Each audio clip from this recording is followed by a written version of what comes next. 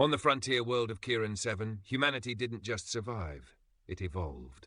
Raised in the jaws of a planet that kills for sport, the colonists became something the galaxy had never seen. Apex predators with human cunning. When the Galactic Federation arrives to contain what they believe is a feral threat, they discover that Deathworlders don't fight like soldiers. They fight like the storm, the stone, and the soil that forged them. This is the story of Rain Castor, a survivor who became a symbol, and the war that rewrote the laws of civilization itself. Humanity didn't ask to be heroic. They just refused to die quietly. The mud was still warm. Rain pressed 2 fingers into the depression, felt the heat radiating up from the volcanic substrate beneath the topsoil. The print was fresh, maybe 20 minutes. The creature that made it massed somewhere north of 400 kilos, judging by the depth and the spread of the 4-toed impression. Claw marks scored the edges where it had dug in for traction on the slope. Behind them, the jungle breathed. Not metaphorically. The tangle of black-barked thornwood and crimson fern analogues actually respired, drawing in carbon dioxide with a sound like wind through wet cloth, exhaling oxygen laced with alkaloid mist. By midday, the air would be hallucinogenic. By nightfall, it would be corrosive.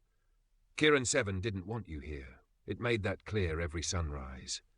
Rain straightened, joints popping, and adjusted the weight of the spear across their shoulders. The weapon was 2 meters of fire-hardened bonewood tipped with a shard of crashed freighter hull plating. No power cells, no smart targeting.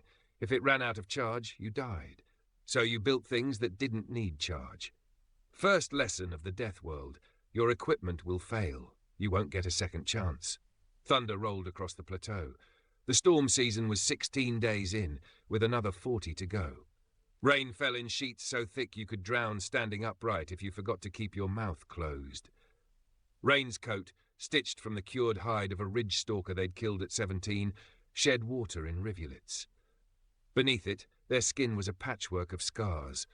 Claw marks from a juvenile shrike, burned tissue from acidic sap, the puckered line along their ribs where a scavenging swarm had tried to lay eggs. Every colonist wore their history on their skin. The tracks led upslope toward the ridgeline where the thornwood thinned and the volcanic rock broke through in jagged teeth. Rain followed at a steady pace, boots finding purchase on stone slick with algae. Their breathing was measured, controlled. The air tasted like metal and ozone. 15 meters ahead, the tracks veered left. Rain stopped. The wind had shifted, just a degree or two, but enough to carry their scent forward instead of across the gradient. The creature knew they were here. They dropped into a crouch, spear coming off their shoulder in one smooth motion. The jungle canopy overhead hissed and rattled. Something moved in the understory, low, deliberate testing. Then it charged. The ridge mauler exploded from the ferns like a landslide with teeth. 6 limbs, each ending in hooked claws, a head that was mostly jaw. Its hide was plated with overlapping scales of keratin, black as basalt, and its eyes were the yellow of sulfur vents. Rain didn't run. Running was death. You couldn't outpace a mauler. It would run you down, shred you, and leave your bones for the crawlers. They planted the spear butt first in the mud and angled the point up. The mauler saw the threat too late. It tried to twist mid-leap, but momentum carried it forward. 200 kilos of muscle and fury met hardened steel at a combined closing speed of 40 kilometers per hour. The impact drove Rain back 3 meters. The spear punched through the mauler's chest cavity and erupted from its spine in a spray of black ichor. The creature thrashed, claws raking furrows in the mud, jaw snapping inches from Rain's face. They held on. 10 seconds. 20. The mauler's movement slowed. Its breath came in wet, rattling gasps. Finally, it shuddered and went still. Rain let go of the spear and stepped back. Their arms shook. Their pulse hammered in their ears. Blood, not theirs, dripped from their hands. "Teach you to hunt upwind," they muttered. The jungle was already moving in. Crawlers emerged from the undergrowth, mandibles clicking. Carrion flies swarmed. Kieran 7 wasted nothing. Rain pulled a knife from their belt, another salvaged piece of hull plating, honed to a wicked edge, and began field dressing the carcass. The hide would make good leather. The bone plating could be shaped into tools. The meat would feed the settlement for a week if they salted it properly. They worked quickly. The smell of blood drew predators. By the time the sun broke through the storm clouds, a pale, sickly disk barely visible through the canopy, rain had lashed the choicest cuts into a carry pack. They left the rest for the scavengers. Circle of life, Kiran 7 style. The walk back to the settlement took 2 hours. New Havana wasn't much to look at. 30 prefab structures clustered around a central square, ringed by a barrier wall of sharpened stakes and scavenged metal. The original colony ship, the Magellan, had crashed 12 kilometers east during landing, and every gram of salvageable material had been hauled back by hand. Population, 237, down from 400 when they'd first arrived. Kiran 7 had high tuition fees. Rain nodded to the gate guards. 2 teenagers, both carrying crossbows made from cargo bay springs, and entered the settlement. People looked up from their work as they passed. A few called greetings. Most just watched with the quiet, evaluating stare of people who measured worth in survival. Rain dropped the meat off at the smokehouse, exchanged brief words with Tala, the settlement's de facto quartermaster, and headed for the command hub. Inside, Governor McKenna was bent over a battered comm console, frowning at a screen full of static. "Still nothing?" Rain asked. McKenna looked up. She was 50, maybe, though it was hard to tell. Stress aged you fast on Kiran 7. Her hair was shot through with grey, and her hands bore the thick calluses of someone who'd spent decades wrestling equipment that didn't want to cooperate. "Still nothing," she confirmed. "Whatever's jamming our uplink is either atmospheric or deliberate." "Which do you think?" "I think the Magellan went down because someone wanted to make sure we stayed down." It was an old theory. Paranoid, maybe, but not implausible. The Federation's colony program had always been a political mess. Rival factions, competing interests, ethical scandals. Kiran 7 had been classified as high risk, low reward. Sending colonists here had been a compromise, a way to shut up the frontier expansionists without committing real resources. And when the ship crashed, when supply drops stopped coming, the Federation had done what it always did, looked the other way. "How long has it been?" Rain asked quietly. "Since last contact, 18 years, 4 months. McKenna's voice was flat, reciting old pain. Most of the kids don't even remember. Rain thought of the teenagers at the gate, born here, raised here. For them, Kiran 7 wasn't a Deathworld. It was just the world. "Anything else?" they asked. McKenna hesitated. Then she pulled up a secondary screen. "This came through this morning. Brief window in the jamming. Audio only, badly corrupted." She hit play. "Federation Enforcement Fleet en route. Kiran 7 designated quarantine zone. Survivors classified as extreme prejudice authorized." The message cut out. Rain stared at the screen. "Say that again." "I can't. That's all we got." McKenna's jaw was tight. "But if I'm reading it right, someone in the Federation thinks we're dangerous, and they're sending ships to deal with it." "How long?" "Unknown. Could be weeks, could be days." Rain turned away, mind racing. Enforcement Fleet, quarantine zone, extreme prejudice. They'd survived 18 years on the worst rock in the sector. They'd learned to hunt, to fight, to endure things that would break soft-world citizens in hours. And now the Federation, the people who'd abandoned them, wanted to put them down like rabid animals. "Get everyone to the square," Rain said. "Meeting in 1 hour, full attendance." "What are you going to tell them?" Rain headed for the door. Over their shoulder they said the truth. "We're being hunted, and this time we hunt back." Commander Lyra Voss stood on the bridge of the adjudicator and watched Kiran 7 turn beneath her ship. From orbit, it was beautiful. Bands of storm systems wrapped the equator in swirling white. The poles glittered with ice fields. The land masses were patchworks of green and black, volcanic and verdant. Beautiful and utterly lethal. "Status?" she asked. Her tactical officer, a young Centauran named Pale, consulted his display. "Passive scans complete, Commander. Minimal electromagnetic activity. No orbital defenses. No satellites. 1 settlement detected on the southern continent. Population estimated at 200 to 300. Life signs? Confirmed human. Baseline vitals elevated. Higher heart rates. Increased muscle density. Elevated stress markers." Voss nodded slowly. That tracked with the intelligence briefings. Kiran 7 survivors had been subjected to extreme environmental pressures. Adaptation was inevitable. What the briefings hadn't prepared her for was the scale of that adaptation. "Pull up the bioscan detail," she ordered. The holo display shifted. A three-dimensional model of a human body appeared, overlaid with data streams. Bone density 40% above baseline. Muscle fiber composition optimized for fast twitch response. Adrenal system hyperactive. Pain tolerance markers off the chart. They're not just survivors, Pale said quietly. They're different. Voss had read the reports, rumors from freighter crews who'd skirted the sector, stories of colonists who'd gone feral, who'd regressed into something primal and violent. The Federation's Xenopsych division had flagged Kieran 7 as a potential humanitarian crisis, which was why the Adjudicator was here, to assess, to contain, if necessary, to protect the survivors from themselves. Prep a landing team, Voss said. 6 personnel, non-lethal loadout. I want first contact handled delicately. Respectfully, Commander, Pale said. The survivors may not respond well to authority. They've been isolated for nearly 2 decades. Then we'll remind them they're not alone anymore. Voss turned to face him. These are Federation citizens, Lieutenant. They deserve better than what they've endured. We're here to help. Pale didn't look convinced, but he nodded. Yes, Commander. Voss watched the planet turn. Somewhere down there, people were struggling to survive. People who'd been abandoned, forgotten, left to die on a world that wanted nothing more than to erase them. She would bring them home. Bring them back to civilization, to safety, to a life where they didn't have to fight just to see another sunrise. It was the least she could do.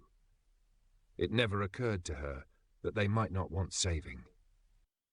The landing shuttle touched down 3 kilometers from New Havana at dawn. Rain watched from the ridgeline. Binoculars scavenged from the Magellan's emergency kit pressed to their eyes. The shuttle was sleek, white, Federation standard issue. 6 figures emerged, clad in light armor and carrying weapons that hummed with suppressed charge. Non-lethal, probably. Stun rounds, neural disruptors. Designed to incapacitate, not kill. They thought they were being merciful.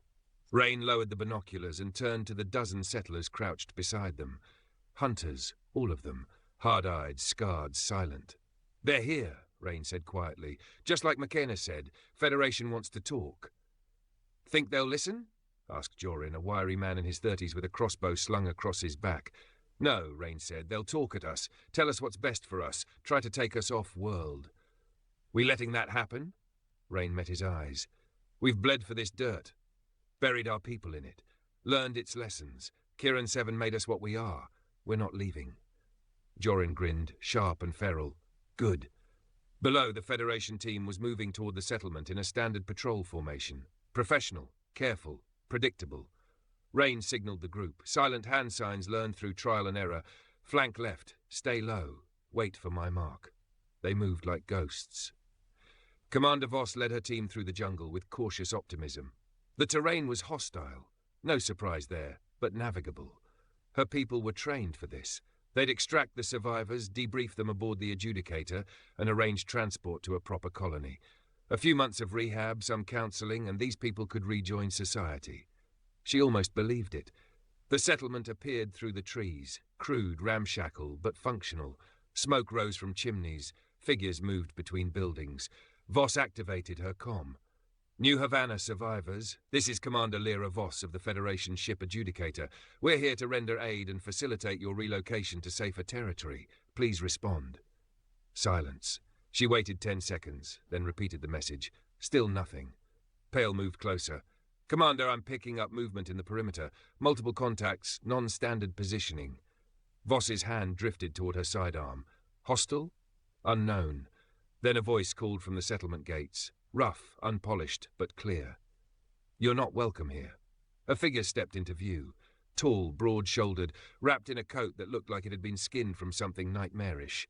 Scars crisscrossed their face. Their eyes were the color of storm clouds. Rain cast her. Voss raised her hands, palms out.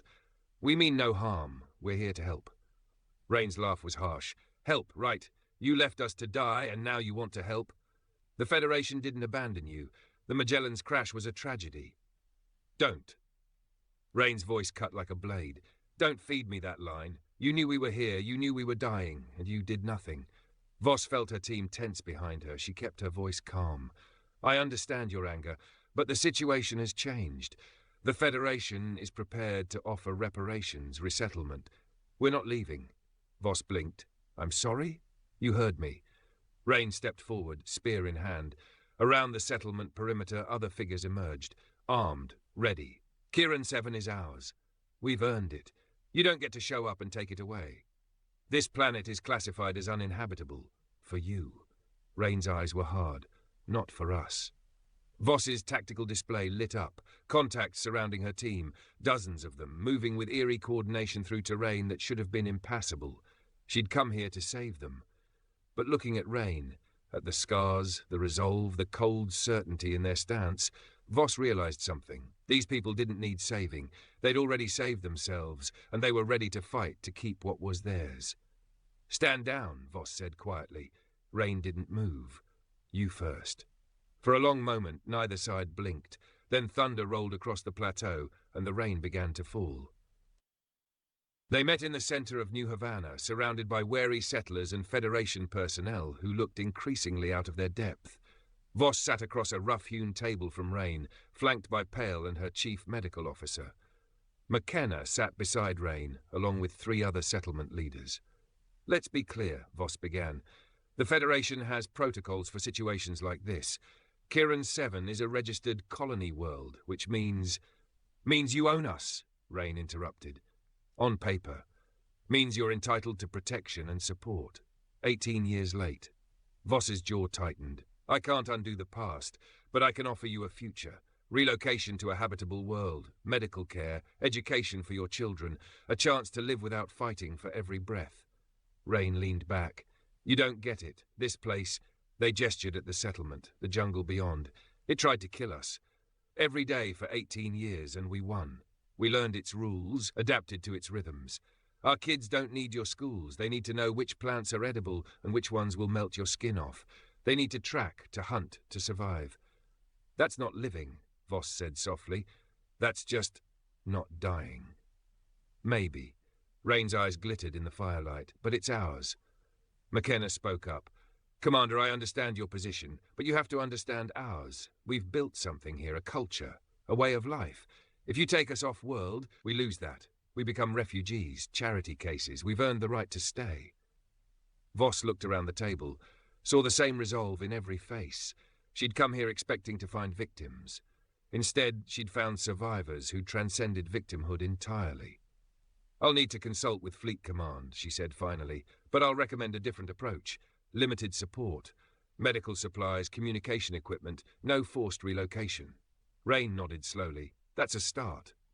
"But," Voss continued, "if the bioscans are accurate, if your people have undergone significant physiological changes, there will be questions, concerns. The Federation has rules about genetic modification, about..."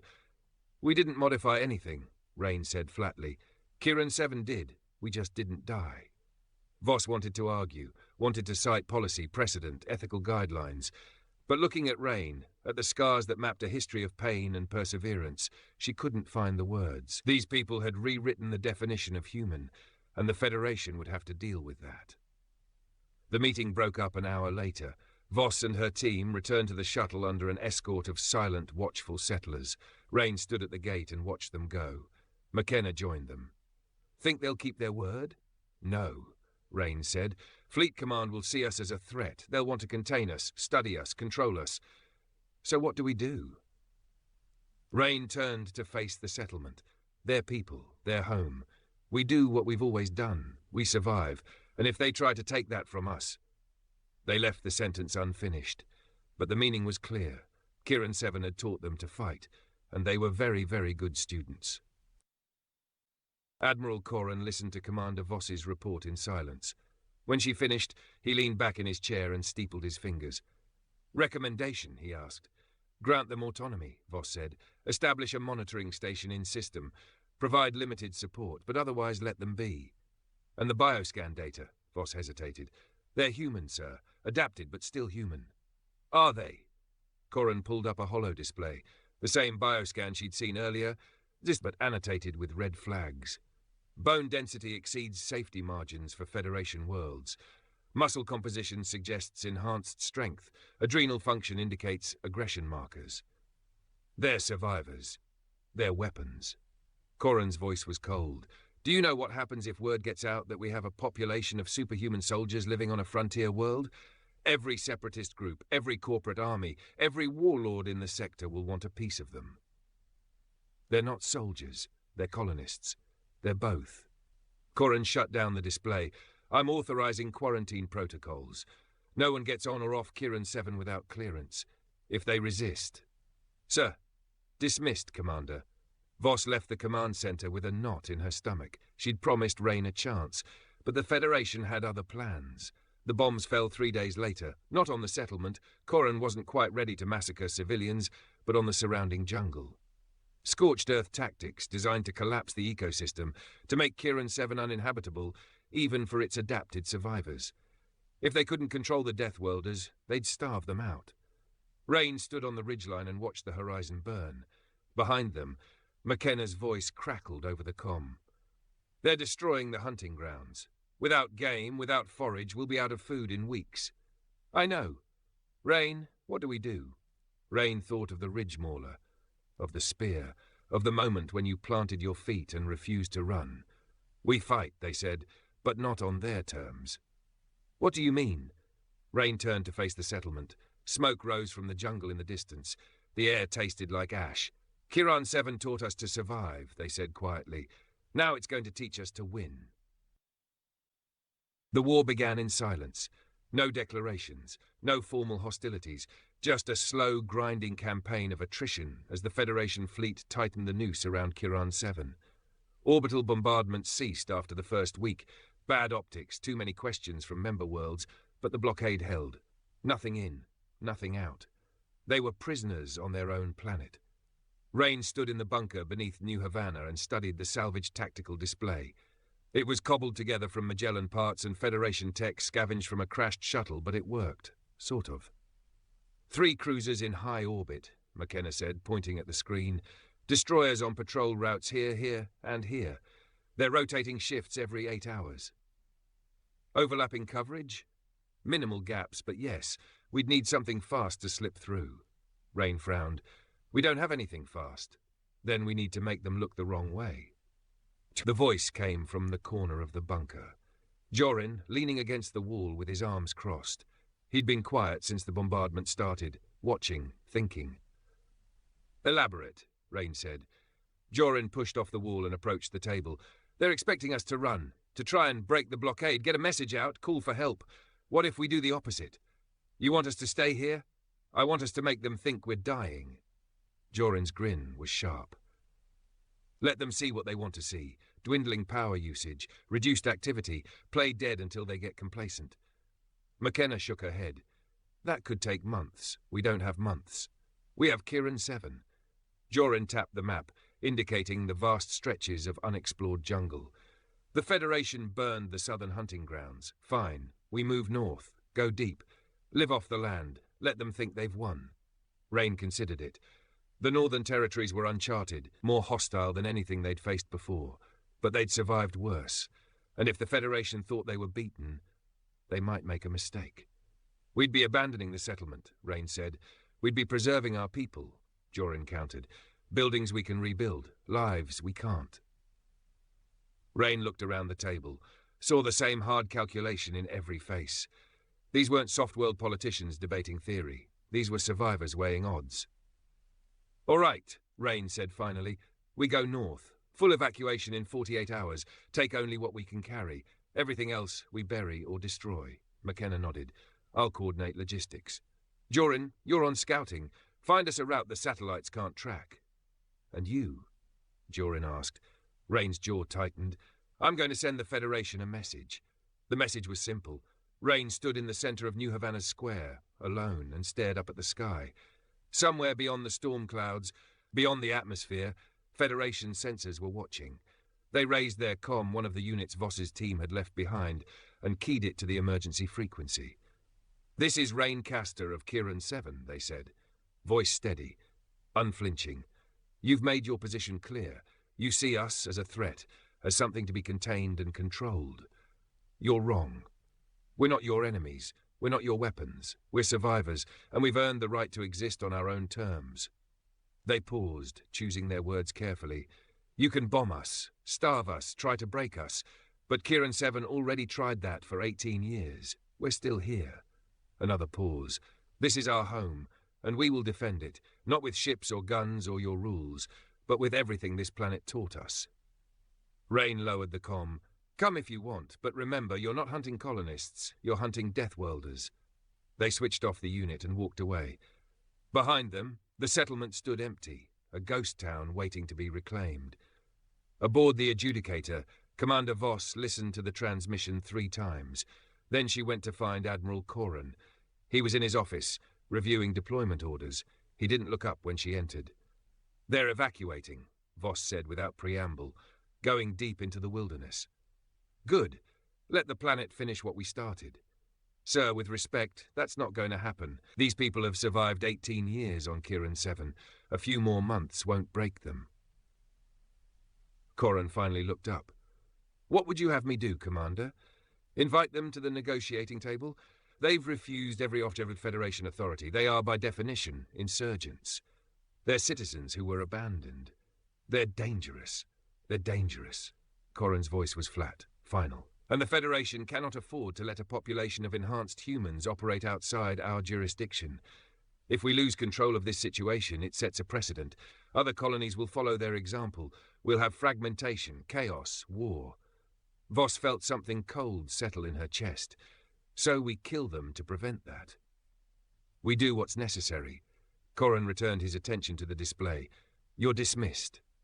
Voss left the office and walked the corridors of the adjudicator in a daze. She'd joined the Federation to help people, to explore, to protect, to build something better. But somewhere along the line, protection had become control, and helping had become enforcing. She thought of Rain, standing in the rain with a spear in hand, thought of the scars, the defiance, the quiet pride of people who'd refused to die. And she made a choice. The northern territories were everything the southern continent wasn't. Colder, darker. The thornwood gave way to a species of black needle pine that grew in dense, lightless groves. The ground was volcanic rock, sharp and treacherous. The wildlife was bigger, meaner, more aggressive. Rain loved it. They moved through the forest at the head of the column. 200 settlers stretched out behind them in a line that snaked through the trees. No fires, no chatter. Silent as ghosts. Jorin ranged ahead, marking the trail.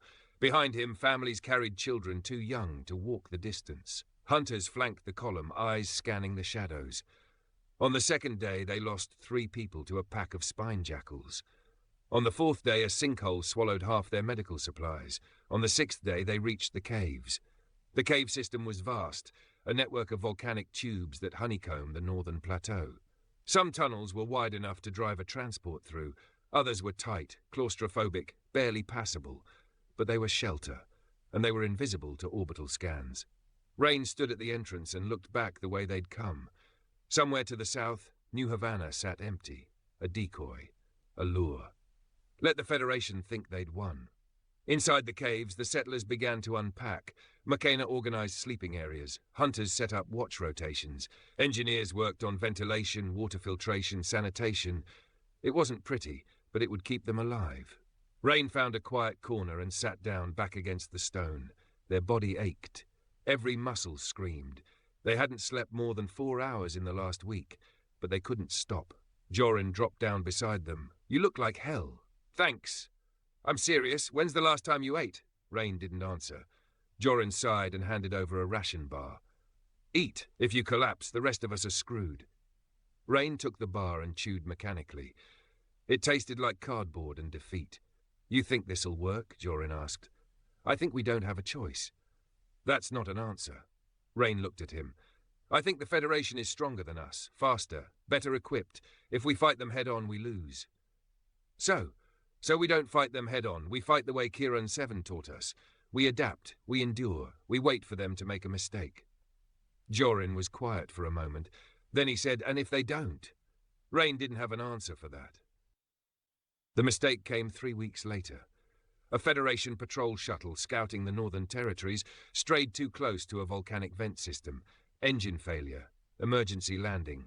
6 crew members stranded in hostile territory.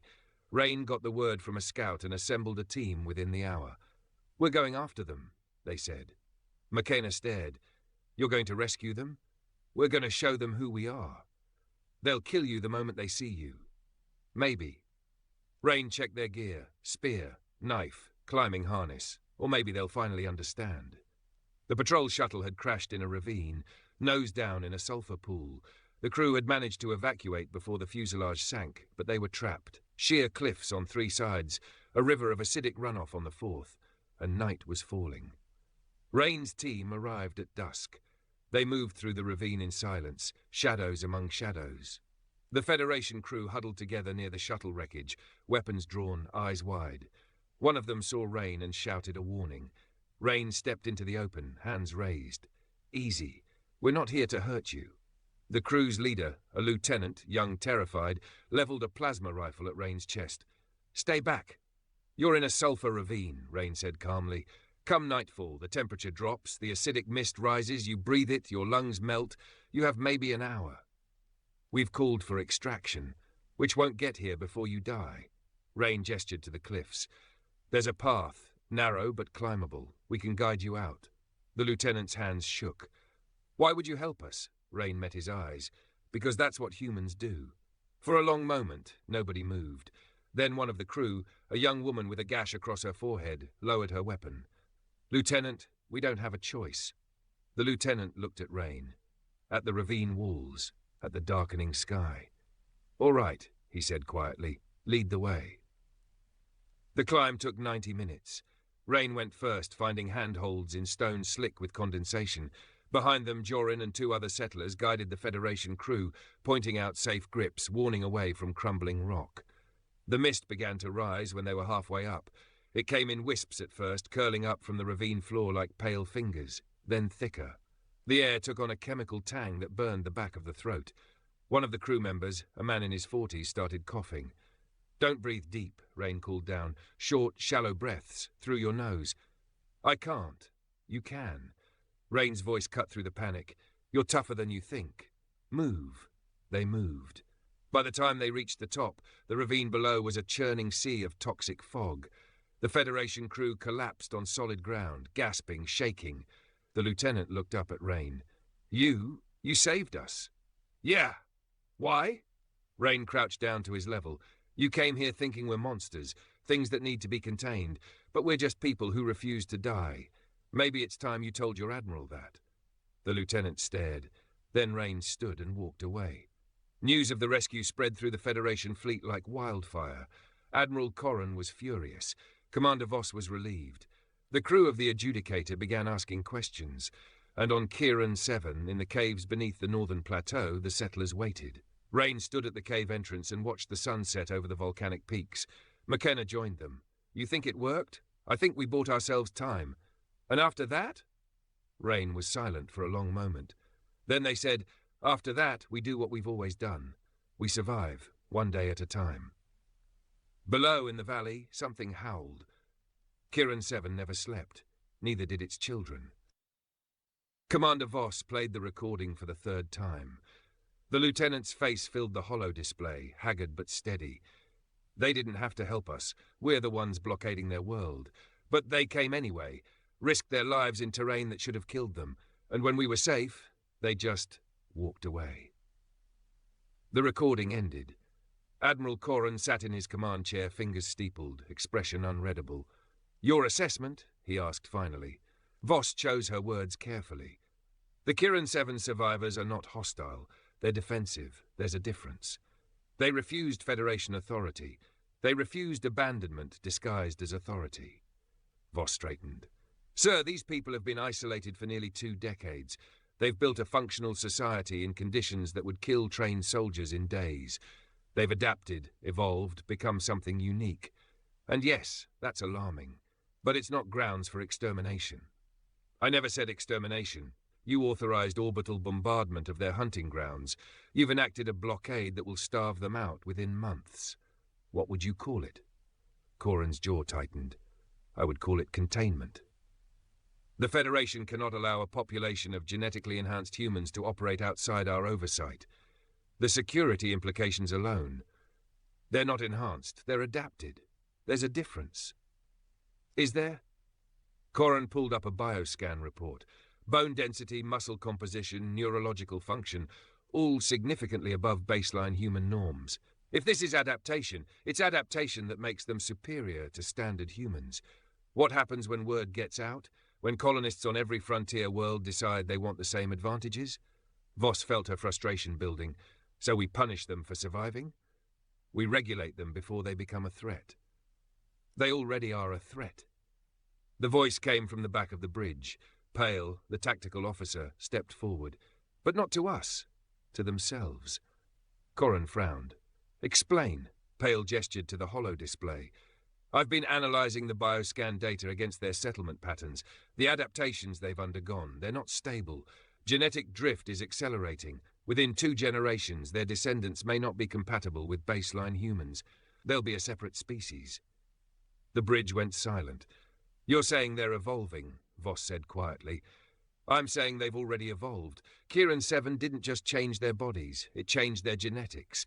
And if we remove them from that environment, if we try to integrate them back into Federation society, Pale shook his head. They'll die, or worse, they'll regress. Lose the very adaptations that kept them alive. Corran leaned back in his chair. So we're damned if we do, damned if we don't. No, sir, Voss said. We're damned if we try to make them fit our mould. But if we let them be, if we recognise Kieran 7 as an autonomous colony, provide support without interference, we might avoid a tragedy. And the security concerns are overblown. Voss's voice was firm. These people have no interest in conquering anyone.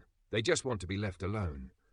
Corran was silent for a long time. Then he said, I'll take it to the council, but I make no promises. The council met 3 days later. It was a closed session. Federation admirals, colonial oversight directors, xenopsych specialists, legal advisors. Voss was called to testify. She laid out the case as clearly as she could. Kieran 7 survivors were human, adapted but still human, deserving of autonomy and respect. The vote was split. Half the council wanted quarantine protocols maintained, the other half wanted limited engagement. The tiebreaker came from an unexpected source.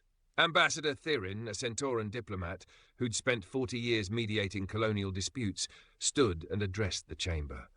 I have reviewed the data, he said, his voice soft but carrying, and I have reached a conclusion.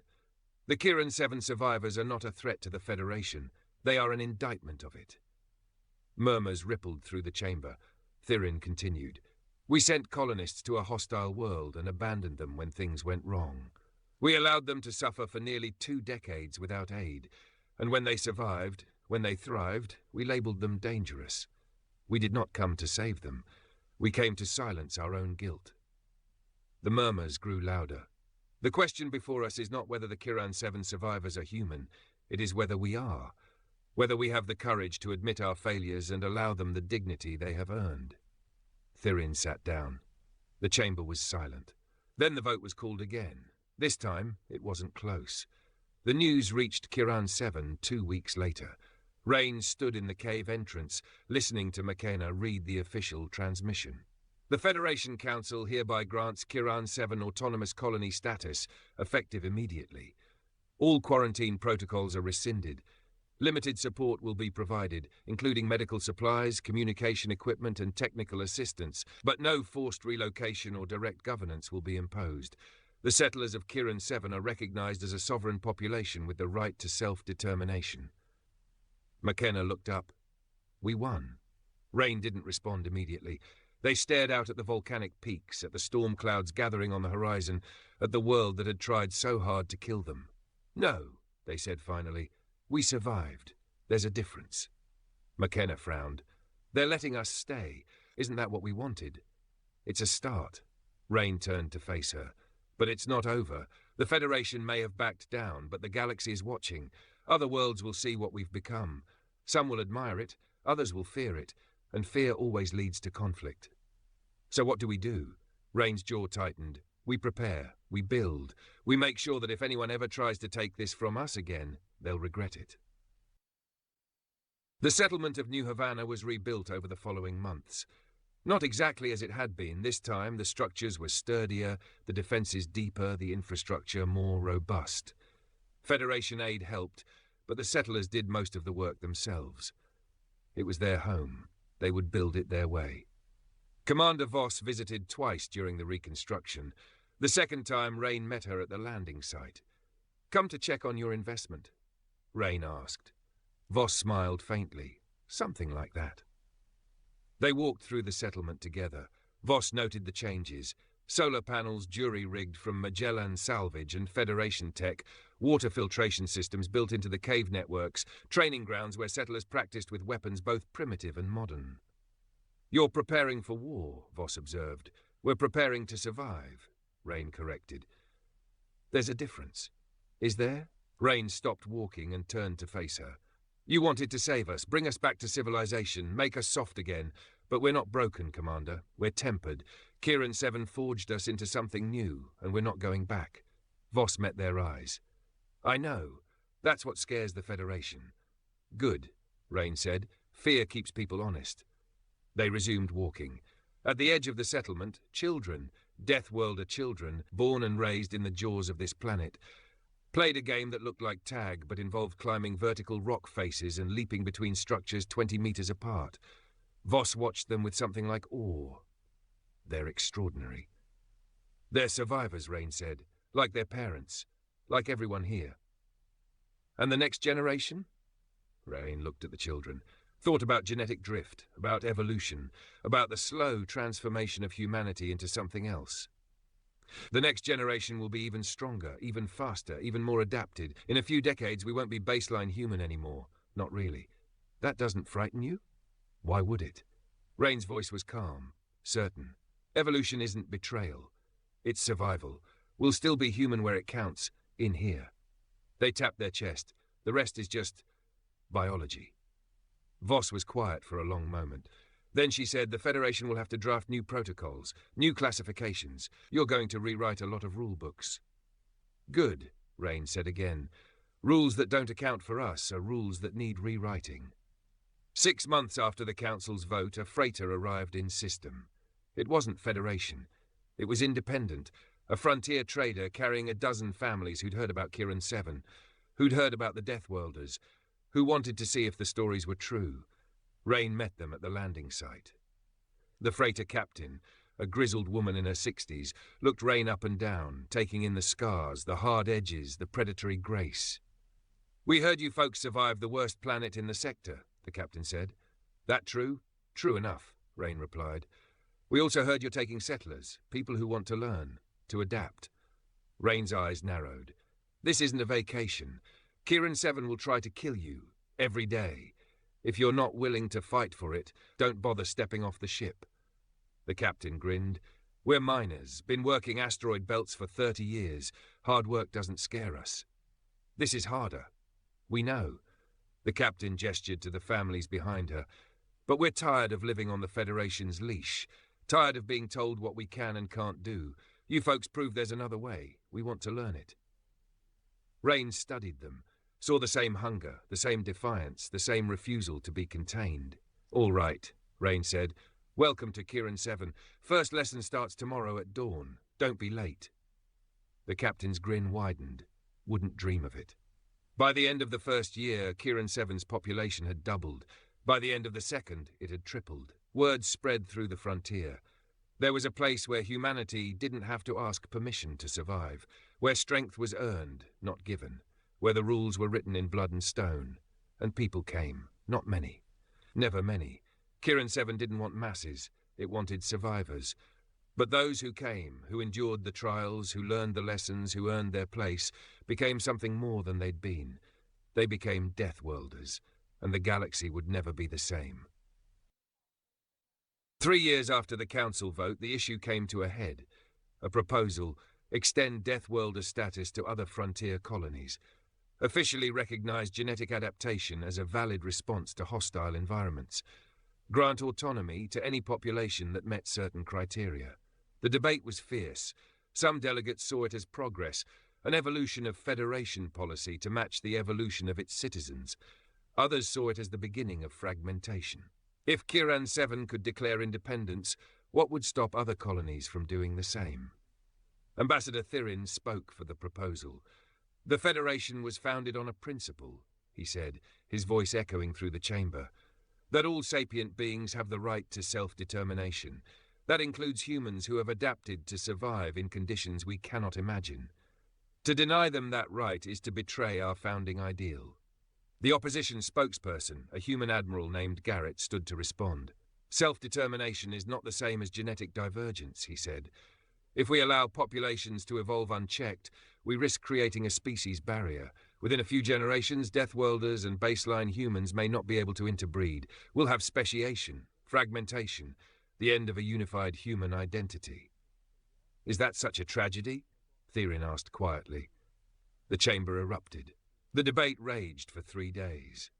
In the end, a compromise was reached. Colonies that could demonstrate self-sufficiency, cultural cohesion, and minimal need for Federation support could apply for autonomous status. Genetic adaptation was recognized as a natural consequence of frontier colonization, not grounds for discrimination. But, and this was the sticking point, any colony that accepted autonomous status would also accept responsibility for its own defense, its own governance, its own future. No Federation safety net, no fallback. Sink or swim. Rain, listening to the transmission from Kiran 7, smiled grimly. That's exactly how we like it. Years passed. Kiran 7 grew, not into a sprawling metropolis, it would never be that, but into a thriving community of survivors who'd chosen the hard path and walked it with their eyes open. Other deathworlds followed their example. Colonies on planets with crushing gravity, toxic atmospheres, predatory ecosystems. Each one adapted. Each one evolved. Each one became something unique, and the Federation, for all its fears, learned to coexist with them. Not easily. Not without friction. But humanity, as always, found a way. Rain stood on the ridgeline where they'd killed their first ridge mauler, decades ago now. Their hair was shot through with grey. Their body bore new scars alongside the old ones. But their eyes were still storm-cloud clear, still sharp. Behind them, New Havana sprawled across the valley. Lights glittered in the twilight. Smoke rose from chimneys. Children's laughter echoed off the volcanic rock. Home. McKenna climbed the ridge to join them. She moved slower now, leaned on a walking stick carved from bonewood, but her mind was still sharp as ever. Thinking about the old days, she asked. Thinking about what we built, Rain replied. Was it worth it? All the pain, the loss, the struggle? Rain was quiet for a long moment. Then they said, yes, because we didn't just survive. We proved something. That humanity isn't defined by the worlds we come from or the genetics we're born with. It's defined by our refusal to quit, our ability to adapt, our willingness to become whatever we need to be to see another sunrise. McKenna smiled. That's almost poetic. Don't tell anyone. I have a reputation to maintain. They stood together and watched the sun set over Kiran 7, the planet that had tried so hard to kill them, the planet that had made them immortal. And in the caves beneath the plateau, in the archives carved into living stone, the children of the Deathworld recorded their history. Not in data files that could be erased, not in digital formats that could be corrupted, but in words chiseled into volcanic rock, permanent, unyielding. A message for future generations, for other worlds, for anyone who wondered whether survival was worth the cost. We are the children of Kiran 7. We are tempered by storm and stone. We are human, and we are more, and we will endure. The words would outlast empires. The truth they carried would reshape the galaxy, and humanity, fragmented, diverse, endlessly adaptable, would never be the same. 100 years later, a historian from old Earth visited Kiran 7. She walked through New Havana, now a city of 50,000, built into the volcanic plateau with such artistry that it seemed to grow from the stone itself.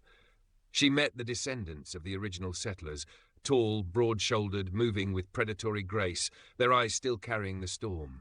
What was it like? She asked an elder. Those first years, when survival was all that mattered. The elder, a woman named Kess, great-granddaughter of Rain Castor, smiled faintly. It was hell, she said simply, and it was glorious, because every morning we woke up, we'd won. We'd beaten the planet for one more day. That kind of victory changes you, makes you realize what you're capable of. And what are you capable of? Kess gestured to the city, to the people moving through it with quiet confidence, to the ships in orbit bearing Deathworlder crews who'd become legends across the frontier. Anything, she said. We're capable of anything. Because Kiran 7 taught us the most important lesson in the universe. That humanity's greatest strength isn't our technology or our numbers. It's our refusal to accept defeat. Our ability to stare into the jaws of death and say, "Not today." The historian recorded the words, and when she returned to old Earth, she wrote a book. It became a bestseller, and on 1,000 frontier worlds, on 100 struggling colonies, on every human settlement that faced impossible odds, people read it and thought, if they can survive, so can we. If they can adapt, so can we. If they can become something more, so can we.